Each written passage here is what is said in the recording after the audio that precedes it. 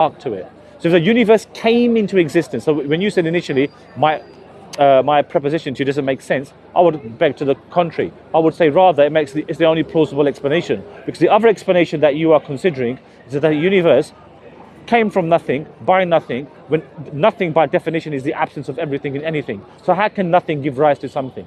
So the only real viable alternative would be that a universe has been created by something beyond the universe. That makes perfect sense, because what that tells us is that before that singularity contracted and it went contracted and extracted, what we observe is that what caused this? What was that ignition that caused it? And therefore we say that it must be something beyond the universe. That doesn't necessitate a creator. What it necessitates, however, is some supernatural power is there. We would all conclude that, wouldn't we? If as an atheist, you would have to say that when that massive explosion happened, or when that Big Bang happened with the conflation and the extraction, what caused it? Did it have a brain cell of itself to cause it? So you believe in that? Believe in what? The Big Bang. Yeah, yes, we believe in the Big Bang, essentially, yes. Because somebody told you to believe it? No, because this is what the prevailing scientific model is. In addition and you believe in the scientists? Well, what else are we supposed to believe then? Okay, what's the alternative then? Huh? What's the alternative then? I don't have the answers. I really don't have the answers. See, that's the issue. No, I don't. For me, it could be an issue for other people, but it's not for me. There's no issue there for me. What I can say is that don't believe everything that you hear. Fair enough. You can believe what you see. Okay. You can believe evidence. That you can believe evidence. Yeah. Evidence is normally something that you see or that's been gathered. Yes. And that is significant, I would say, which is overwhelming. But what we would say by definition, when the Big Bang occurred, that singularity, we weren't there. But what we can easily and categorically make inference to is that the universe came into existence. Otherwise, what's the other possibility? The other possibility is this, that the universe existed eternally, which goes against established science, because it's like, why is there existence, or why does the universe exist, as opposed to non-existence? What necessitates the existence? So hence we say that by definition, the universe cannot have existed in and on of itself. Rather, something that's perpetual, and the scientific data at the moment tells us that the universe came into existence. We're not living in a static universe, meaning a universe that has always existed, because it begs the question, why is there existence? So what we therefore say, according to modern science, if the universe has come into existence some 13.8 billion years ago, it necessitates that something beyond the universe created it. That's no other inconceivable alternative explanation. And are you following what I'm saying to you? So what's the alternative? Did you know, for example, the universe is made up of parts? It's contingent upon parts which form the whole. So what we ask is, why are those parts necessary in the first place? What is the cause of those parts? So we go back to the same issue again. Something beyond the universe has created the universe, and the only other explanation, therefore, it must be some sort of higher being. Because otherwise what you're saying is that this goes on forever, there's no starting point. That makes no sense. And then we say, oh, you know what? Nothing created the universe. Sorry, but the nothing but is the absence of everything. From my understanding, I actually didn't say nothing created it. What I said is I don't have the answers. I'm not saying I have a problem with people who believe they have the answers. And when you ask them why they believe that, it's because scientists, well, this is what scientists told them. And they believe scientists.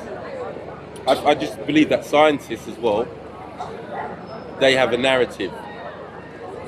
They say something that will fit their agenda, or the agenda that they're working, or the establishment, whatever that they are working in. But their narrative, sorry to interrupt you, but the narrative is as such that they can only observe via the testifiable, whether the observable. So they've observed that, for example, the red heat shift, which when the universe expanded in its initial stages, when the helium and hydrogen went forth, did you know it went forth to the point of 32 decimal places? Had the universe not gone forth in the manner it did, in the mathematical equation that it spread forth, the universe would have relapsed. There wouldn't have been a universe. So it's been infinitely, perfectly designed, or I rephrase that, it's been perfectly designed for creation, for the fact that something has necessitated it, and we're here, everything is formatted for our existence. There's no such thing as randomness, it doesn't exist. So by necessity, what we say, something supernatural has ordained it in such a specific way, you know, that just imagine you play pool or billiards, and you hit the rack of balls with a white ball. You whack it, and you do this billions of times. Every time you whack the ball with the cue onto the white ball into the pack, and all the balls will go into their relevant pockets. If you do it billions of times, are you going to believe that? You will say not on your Nelly. You're going to say something has to necessitate it in a particular way. So what we say, when the universe came into existence, the various gases went forth, but they went forth in such a way, perfected way. Had they not gone through in that way to the 0.32 decimal places, then the universe would have collapsed upon itself. Well, if you believe that, you believe that. I really don't. I would rather, one, I don't see that evidence, and two, I don't see how that helps us. People today, the struggles that they're going through. Money spent on this scientific research, I don't know if it's millions or it's billions. We keep looking back in the past, thousands, millions of years or so ago. There's things happening today. People are being slaughtered, bombs are going down on women, children. Yep. They're not letting in any aid. It's disgraceful, isn't it? But people seem to be more happy to talk about other things. Because and you're right. I know what you're saying. It makes sense. I'll be honest with you. You're saying perfectly. But what can we do? I mean, let's. I know what you're referring to in Israel and God. The whole world is united in condemning Israel. No, oh come on. Well, really? So America's condemning them? Britain's condemning them? I was going to give Germany? I was giving a caveat, but you didn't let me. You jumped in. When I meant the whole world, if you look at the UN resolutions, for example, which have asked them for decades to get out of Gaza and West Bank, they don't do so. Okay. So, but what I'm saying is these countries, which pretend to be the antithesis, or rather, sorry, the epicenter of moral conduct, they're the very countries which are supporting this brutal bombardment. These people over here in the West. This is a brutal reality of things, you see. So they play the moral high card. Oh, why has Russia invaded Ukraine? But at the same time, you're giving weapons of such magnitude to Israel, which is creating the anarchy. And we've seen all the imagery of the travesty that's called a present-day apartheid. Even South Africa have said this is and they brought Britain and the US up to the ICJ, the International Court of Justice. But they're giving two fingers to the ICJ because they can do nothing. What it is, it's the power. If you, for example, Russia, they're not messing with Russia, are they? They're not going to say, all right, you know what we're going to do? You know, unbeknown to us at the moment, there is a massive event taking place where the president of Ukraine, Zelensky, has gone to the US, asking them to give the green light to enable the US and people and the UK to give them the high-tech missiles ballistic missiles that they're asking for to bomb into Russia. Now, Russia, Putin has made the following declaration: if this happens, if this happens, you are complicit in what's going on. This is a direct attack by NATO. It's going to kick off. I'm just thinking. You know, when the 1962 Cuban Missile Crisis occurred, we were on the precipice of nuclear war. If they think Russia is going to say, okay, you know, you can bomb us relentlessly through your proxies, and they're going to keep quiet, that's not going to happen. So we've got to be very, very careful. London could be a first target. London could be potentially a first target. It will be, because London England, Great Britain will be complicit. Exactly. In attacking Russia. And they'll probably attack here first. Afterwards, they'll probably attack Paris or whatever. Target than America. Exactly. I mean, they can reach America, no problem. They've got the most brutal nuclear weapons on the planet, and nothing can hide it from them. So, why these warmongers are actually desperate for it? You know, just imagine he goes there. He's having a chat away with Biden at this very moment. And if Biden says, all right, we'll give you the thumbs up, in addition to the $60 billion in aid, we're going to give you permission to use our weapons to strike deep into Russia. That is asking for war. Simply asking for war. Now, they've got to come straight back. But, you know, people are going, but no one's even knowing what's going on. We are on that precipice now. This is not saber rattling from the part of Russia. So you're right. I do, but at the moment, what can we, if we scream to our voices, if in 70s in this country, we were screaming out, why do we have support of apartheid system? Who was listening? Nobody listened. It only came down in its due time. So hence, we are helpless in many ways.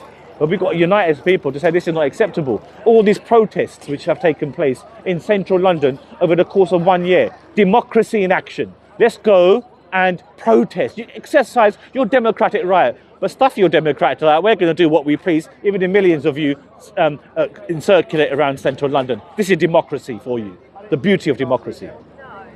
So what we say as theists, there's a better way. That way is, we believe that God has created this universe. He wants us to live according to his will. And that is justice for all. Goodness for all. No oppression to anyone. And this is what, from the paradise. So I exactly do understand, and it makes sense what you said. I'll be honest with you. You know, people do say in the comments that we have on our YouTube channels that there are more pressing, and right, but we're helpless. What can we do? If we want to change it for the better, the media's going to call them. You know, I was in central London, I was calling out loudly, one of the very few people, for Suella Braverman to get the sack because of her inflammatory comments. I was on a mic speaking out. And you know, next day, I read an article in the paper saying there are Islamists in the march who are causing a nuisance, and they are trying to sow discontent and calling them extremists. But what we're saying, you are supporting the brutal occupation, and yet we've got to keep our mouths closed. We can't follow the pain of the humans and our brothers and sisters in Palestine. We can't express that. Come on, the only one who's helping them really is Iran, I believe, who's helping the Palestinians. Well, I mean, at the moment, no one is helping, to be honest. Even Iran is just taking a back seat. There was a little bit of an interlude when they had with Israel, but that quickly ended. But Israel, in the meantime, through backing of the United States and Britain, it's putting its claws in and now ripping into Lebanon, as we're seeing. They killed hundreds of people a couple of days ago. Yesterday. Yes. Yeah. And they are. No one's saying nothing, though. They are not getting no coverage. Exactly. They're an illegitimate state. These were in 1948, they massacred. And the excuse what they say is, well, Hezbollah's got like some underground under those flats and whatever. Yeah, it's okay tunnels. To kill these hundreds of women, children. Yeah, men, it's a pretext. Innocent people. It's a nice little. What I look at in society now, if you speak out against killing innocent civilians, they look at you as some sort of extremist. Yes, exactly. When you're talking about peaceful means, diplomatic means, if you don't go along with their agenda, they slander you, they slur you. Exactly. That's why they would never ever let someone like Jeremy Corbyn be Prime Minister, because he's anti-war, he's anti-imperial, he's anti-invading. He doesn't pander to the will of Israel. Do you know what? If you don't pander to the will of Israel, you're out. You're out. You know, listen, check this out. When apparently the Jewish lobby came out because he was on the verge of, the populace were very happy with him, and then this anti-Zionist machine came out to say, oh, he's anti-Palestine, he's anti-Israel, he's an anti-Semite, and there's anti-Semitism within the party, right? Just because of the fact that he used to go to Finsbury Park in North London and give the thumbs up to support the Palestinians. He's been out there firsthand himself and seen the atrocities that take place. So because he spoke out, they couldn't tolerate it. And before you know it, Bob's your uncle, their whole media came out and the British cowered to them. And before you know it, Boris Johnson took the place. I interviewed Jeremy Corbyn about a year ago nearly on one particular channel. I interviewed him and I told him, listen how much of the fright they put up him.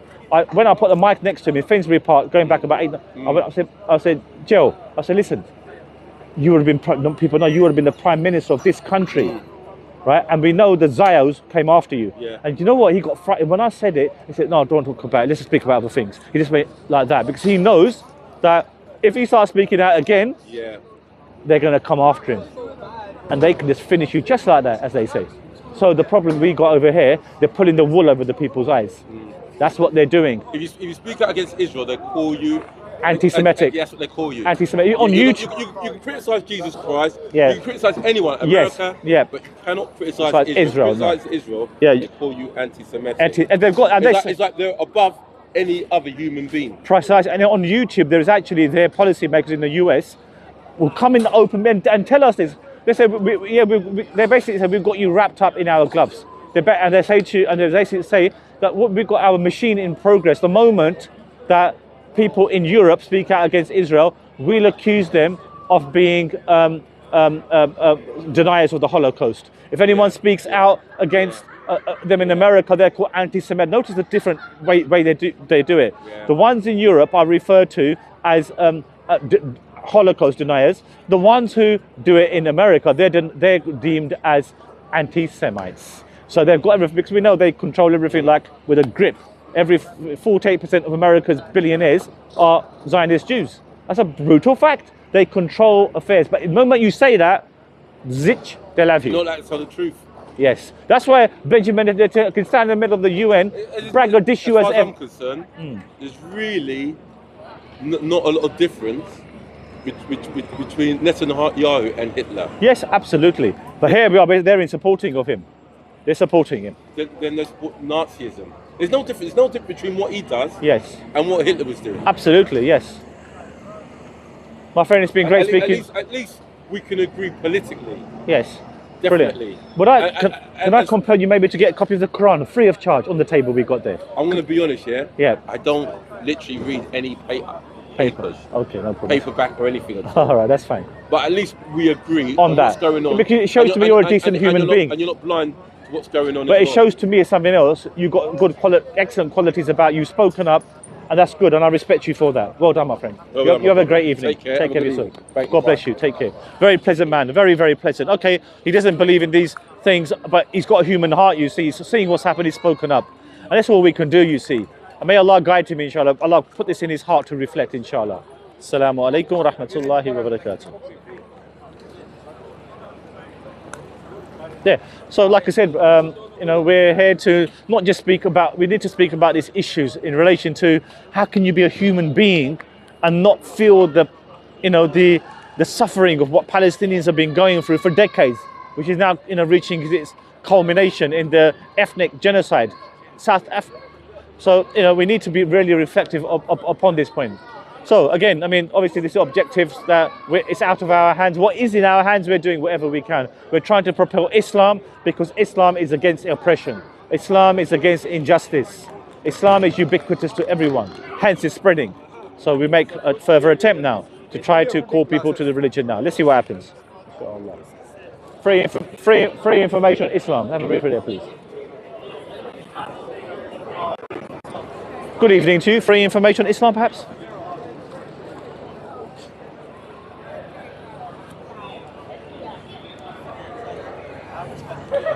So even now it's quite late here.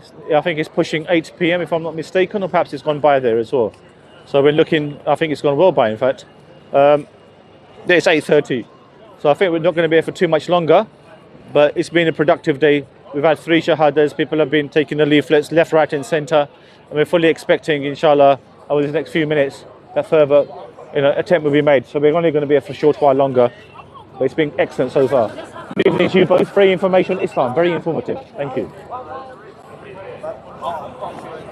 Good evening to you, gentlemen. Free information, Islam. Very informative. Well done. Have a good day. Thank you.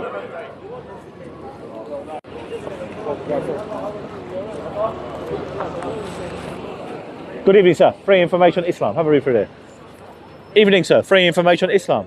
Good evening to you. Free information, Islam.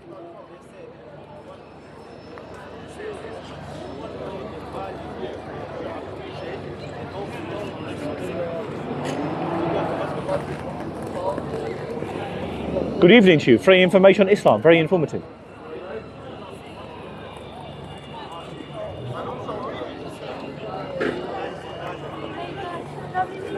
Hello, free information, Islam. Thank you.